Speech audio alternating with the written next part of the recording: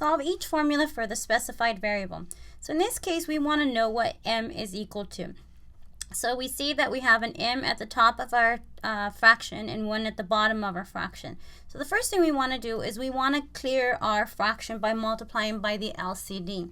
So the LCD for this problem, because we only have one denominator, would be capital M. We write that. It's capital M plus little m.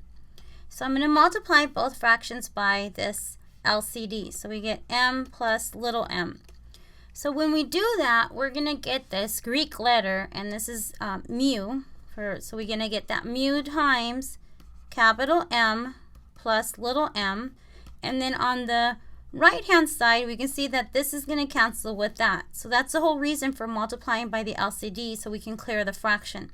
So we're left with mv.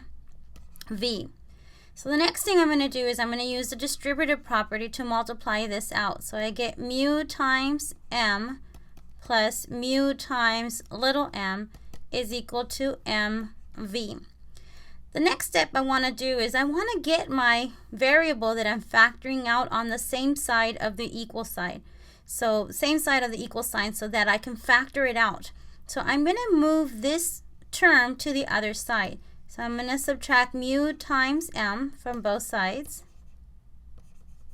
So I get mu times little m is equal to mv minus mu times capital M.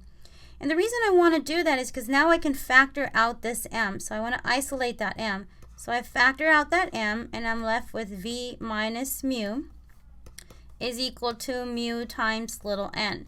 So because I want m by itself, I'm going to divide by everything that's next to m. So I'm going to divide by v minus mu and divide by v minus mu. So that's going to cancel with that, and I'm left with just m on one side and then mu m over v minus mu on the other side, and that becomes my answer. So with these type of problems, the first step you want to do is find the LCD so you can clear the fraction, and then simplify the left-hand side of the equal sign and the right-hand side of the equal sign if you can. And then you want to get the variable you're solving for on the same side of the equal sign, and it doesn't matter what side you put it in. So that's why I moved this mu m to this side. So now you can see how I have the specified variable on the same side, and I can factor it out.